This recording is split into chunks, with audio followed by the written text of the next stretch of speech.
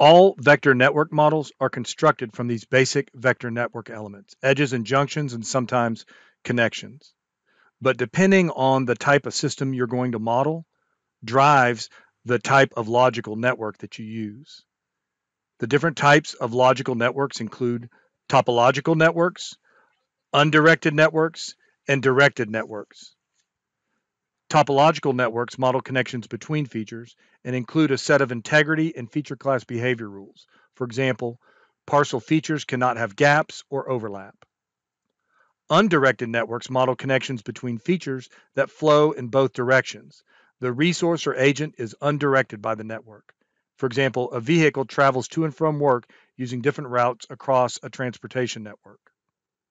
Directed networks model connections between features that flow in one direction. In this case, the network directs the resource or agent.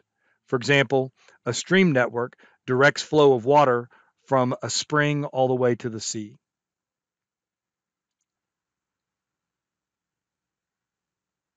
At this point, we're all familiar with the basic objects that we can store in a geodatabase: feature classes, raster datasets, and tables. And we've also been introduced to some of the advanced objects that add behavior, rules, and relationships, like relationship classes and feature subtypes. Now we're going to talk about how we can store topological, undirected, and directed networks in a geodatabase feature dataset. Now you already know that feature datasets are geodatabase folders that organize thematic data and enforce coordinate systems. But if you're going to create a network in a geodatabase, it has to be done within a geodatabase feature dataset. And only feature classes in that same feature dataset can participate in the network. Now, a feature dataset can contain multiple networks, but feature classes can only participate in one network at a time.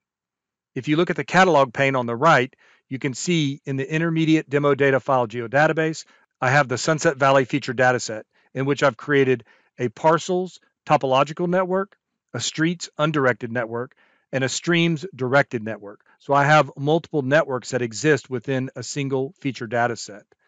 But the feature classes that exist within that Sunset Valley feature dataset can only participate in one network at a time. So I have the parcels participating in the topological network, the streets participating in the undirected network, and the streams participating in the directed network. If I tried to add, for example, the streets to the parcels topological network, it wouldn't let me because they're already participating in the streets undirected network.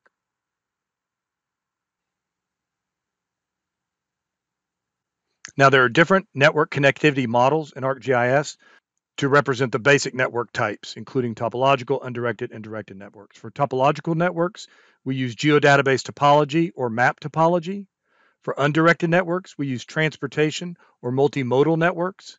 And for directed networks, we use utilities networks or trace networks. And we'll talk about each of these in detail in the following slides.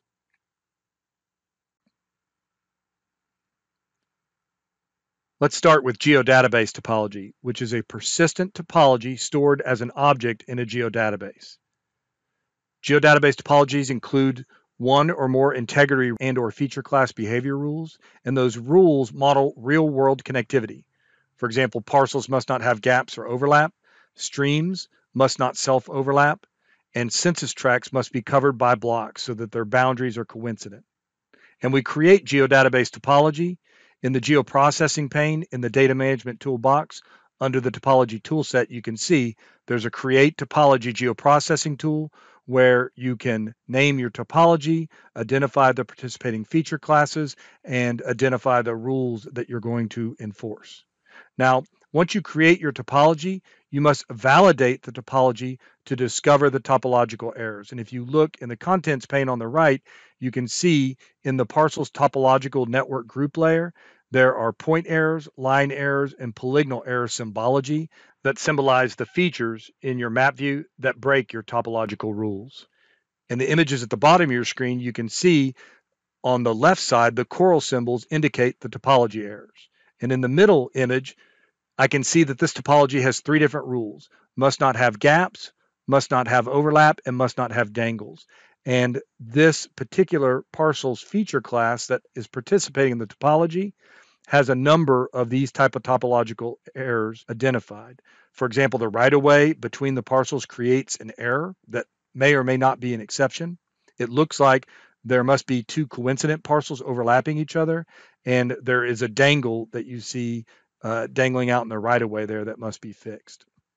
Now, when you fix the underlying geometry of the feature class, it creates a dirty area between the geometry and the topological layer that's overlaid on top. So you must revalidate the topology to recreate the connectivity on top of the new geometry before you can discover if there are any additional topological errors that you need to fix. Now, a second type of topology we utilize in ArcGIS is called map topology, and it's actually not stored in a geodatabase. It's a temporary topology that is cached for a single ArcGIS edit session. So if you look at the image on the bottom right side of the screen, I've got ArcGIS Pro open and I've clicked on the edit ribbon, which opens an edit session. And then I can select to utilize map topology. Once I activate map topology, ArcGIS Pro stores the edges, nodes, and vertices of the features within the current display extent, and I can use that map topology to perform shared edits. And so in the three images on the top right, you can see that I need to edit the boundary between polygon A and polygon B. If I didn't have map topology, I would have to move the boundary for polygon B, and then I would have to move and snap the boundary for polygon A to polygon B. But with map topology, I can create a shared edit where I select the shared edge between polygon A and polygon B, and then I can click on the shared node at the top and just perform one edit where I move that down. And so it's a much more efficient and cleaner way to edit shared geometry. Now, map topology does not include any rules or any validation process. It's just when you open an edit session and create the map topology, and then when you save your edits and close the edit session, the map topology goes away.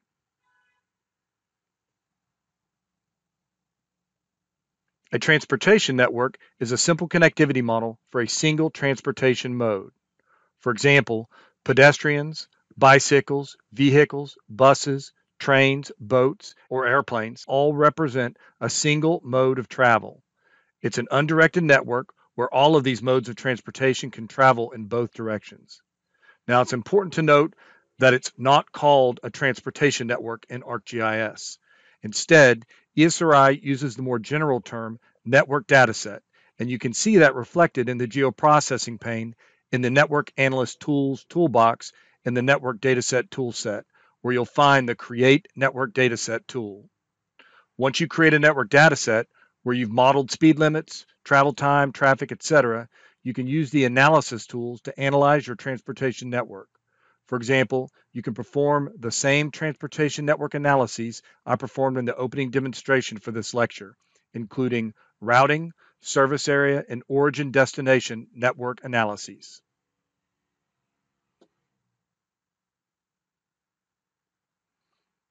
Now, a multimodal network is simply a transportation network that allows you to model multiple transportation modes. And this is a much more complex connectivity model because instead of just one mode of transportation, you have multiple modes.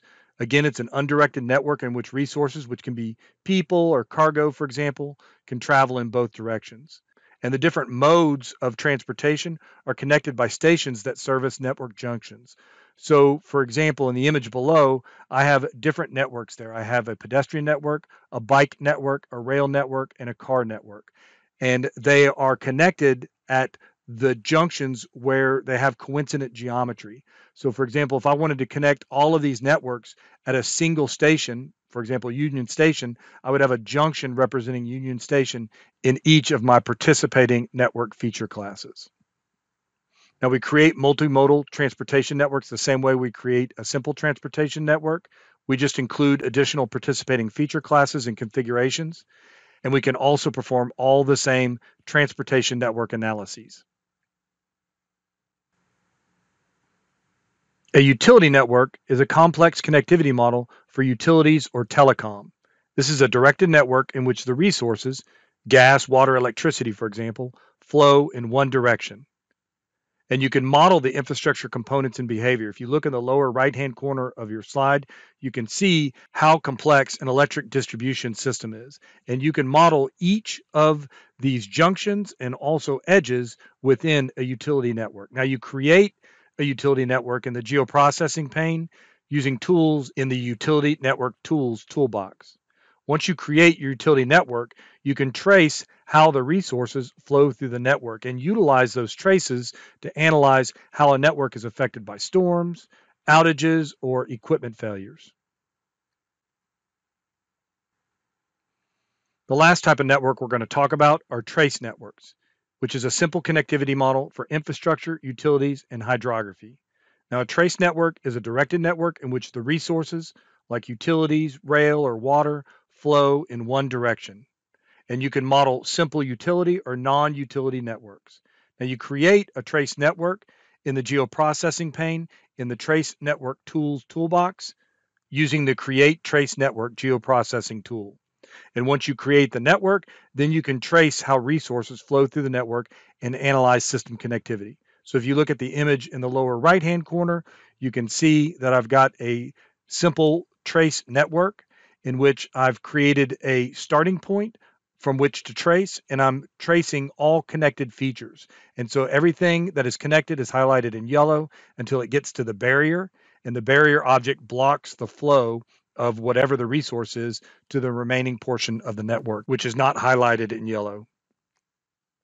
Now, when you create a trace network, you have access to the context-sensitive trace network data ribbon, which is where you can display the flow direction of your network, create trace locations that you can utilize to perform various types of trace analysis, including connected, upstream, downstream, and shortest path.